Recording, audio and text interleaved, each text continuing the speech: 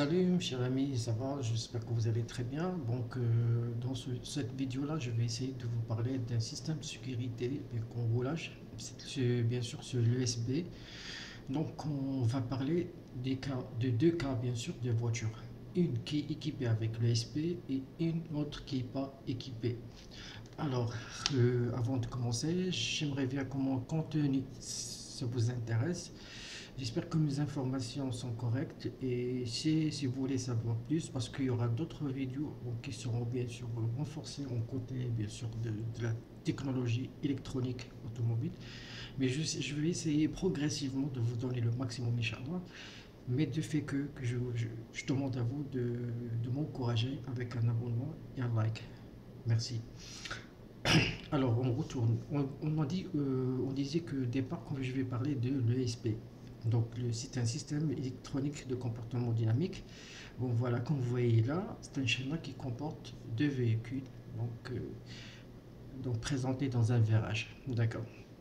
Alors, c'est quoi l'ESP? L'ESP, c'est une unité de freinage, on peut dire une action ou une option intégrée dans l'ABS. D'accord. Donc, l'ESP s'est développé. Par exemple, si je parle de la marque Audi, donc on a la série de SP5, d'accord? Et donc elle s'est développée bien sûr, en matière de performance, ça va être plus performant, d'accord? Alors mes côtés, bien sûr, des systèmes, ils ont bien sûr développé les actions, les moments de réponse et tout ça, d'accord? Ce qui nous intéresse comme des agents de diagnostic, bien sûr, à savoir que en tant qu'on est euh, donc contre une voiture là qui a un problème ou une voiture qui est équipée de l'ESP avec l'ABS intégré aussi, donc là s'il y a un problème, d'accord, ou un témoin qui s'affiche au niveau de table de bord, quelqu'un de vous, donc chacun de vous, il va poser la question. Alors le témoin, donc c'est l'ABS qui s'allume, USB bien sûr, qui s'allume les deux sur le tableau de bord. Ah d'accord, les deux témoins qui s'allument sur le tableau de bord.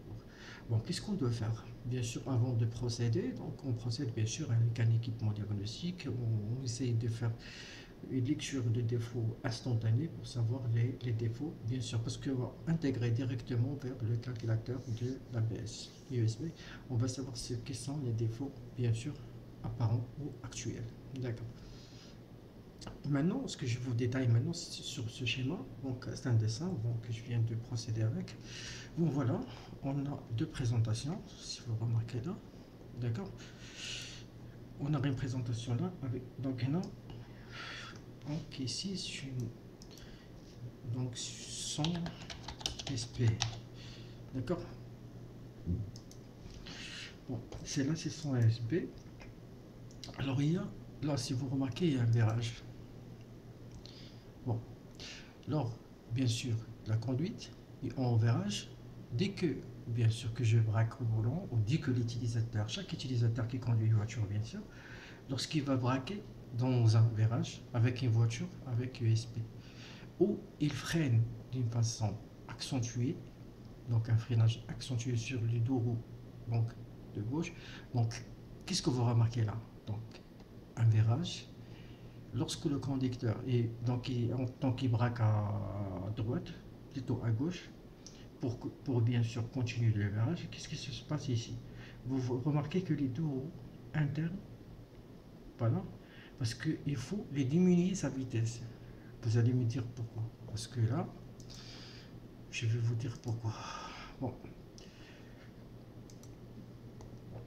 c'est c'est la voiture, donc c'est le virage. On prend l'angle,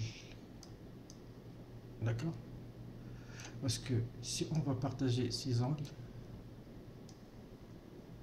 donc il y a donc il y a l'angle ici qu'on les calcule. Mais qui calcule cet angle? D'accord?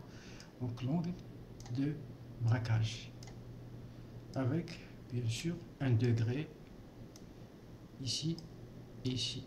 Donc on a bien sûr un pourcentage bien sûr qui sera calculé par qui? Sera calculé par l'unité USB. D'accord?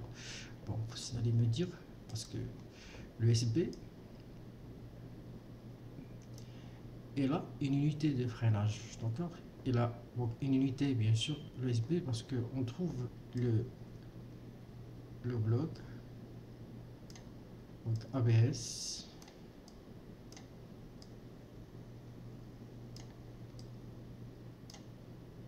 puis USB.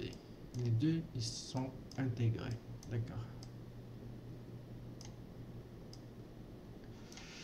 Bon voilà, on retourne, d'accord.